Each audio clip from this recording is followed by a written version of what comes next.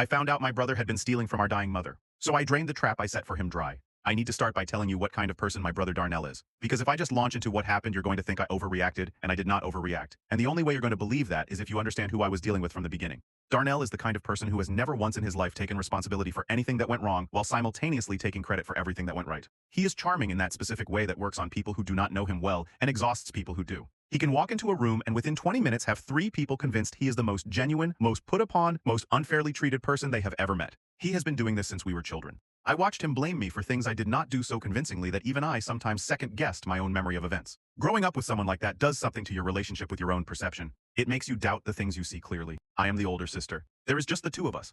Our father passed when Darnell was 15 and I was 18. And after that, it was just us and our mother, Vivian, who is the kind of woman who gives everything she has to the people she loves and trusts that it will be honored. She is warm and she is funny and she has a garden that she tends with the patience of someone who genuinely believes that things grow better when you pay attention to them. She applied this philosophy to Darnell for his entire life and he absorbed every bit of warmth and resource she poured into him and gave back approximately nothing. I moved to Houston for work when I was 26. I built a career in project management, got good at it, eventually went independent and ran my own consulting practice. I'm not going to pretend I was a perfect daughter from a distance. I called regularly and visited several times a year and sent money when my mother needed it, but I was not there every day. And I knew that, and I carried some guilt about it in the way you do when you have built a life in another city and the life requires your presence to function. Darnell stayed local, about 20 minutes from my mother's house in Memphis. He visited sometimes, not consistently, and whenever he did, he always managed to leave with something. Money from her purse, food from her refrigerator, a piece of furniture he claimed she had offered him that she had no memory of offering. My mother would mention these things to me on the phone in the careful way she mentioned things about Darnell, half reporting and half defending simultaneously. The way mothers do when they know something is wrong but cannot bring themselves to fully name it.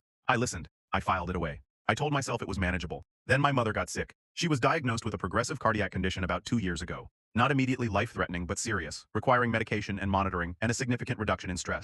Her doctor was direct with her about that last part. Stress was not optional to reduce. Stress was medically contraindicated. She needed a calm, stable environment, and she needed her finances to be in order because the medication was expensive, and her fixed income required careful management. I flew to Memphis the week of the diagnosis and spent 10 days there getting things organized. I set up automatic prescription refills. I went through her bills and set up autopay for the essentials. I had a long conversation with her about her bank account and made sure I was listed on it so I could help manage things from Houston if needed. I also had a conversation with Darnell at my mother's kitchen table in which I laid out clearly what the situation was and what it was going to require from both of us. He nodded a lot during that conversation. He said all the right things. He said, of course, and whatever she needs, and I'm going to step up.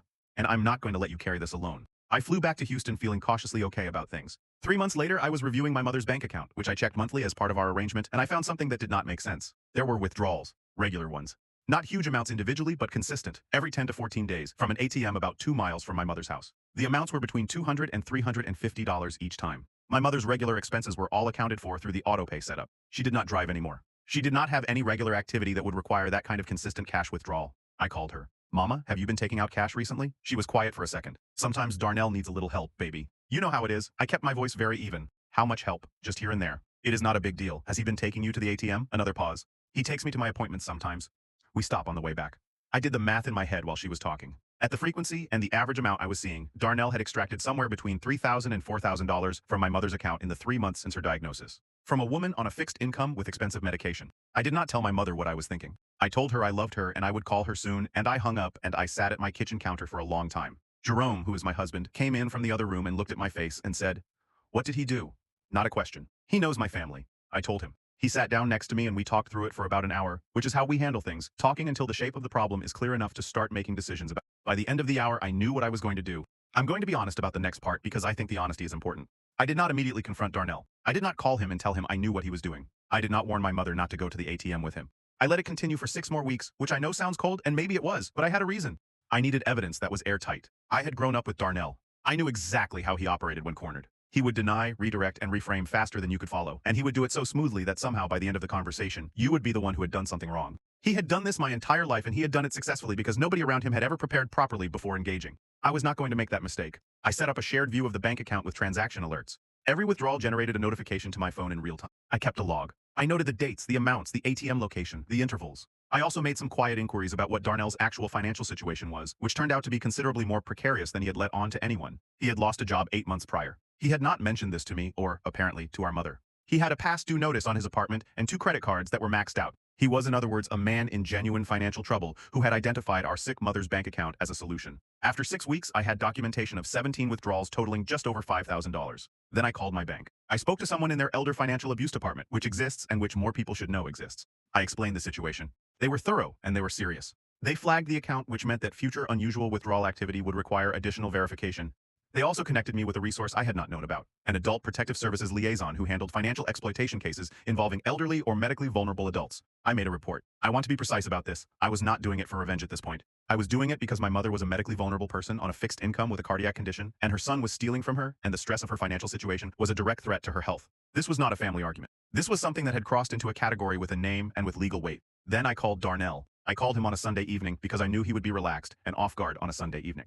He answered on the third ring, sounding like someone in the middle of watching TV. "Hey, what's up? I need to talk to you about Mama's finances," I said. "I've been reviewing the account." A small pause. Barely anything. If I had not been listening for it, I might have missed it. "Okay, what about them?" "There have been some regular cash withdrawals that I'm trying to account for." "Do you know anything about those?" "I mean, I take her to the ATM sometimes when she needs cash. She asks me to." "How often?" "I don't know, whenever she needs it. Every 10 to 14 days, a longer pause this time." "I don't keep track." "The amounts are pretty consistent too, between 200 and 350 each time." "She sets the amount." "I just drive her." I let that sit for a second. Then I said, "Darnell, I have 17 transactions documented over 6 weeks. I have the dates and the amounts and the ATM location. I have spoken to the bank's Elder Financial Abuse Department, and I have made a report to Adult Protective Services." The silence that followed was a completely different kind of silence from the pauses before it. It was the silence of a man whose story has just had the floor removed from under it. "You did what?" "I made a report, because what has been happening qualifies as financial exploitation of a vulnerable adult, which is what Mama is, legally given her diagnosis and her age." Petra.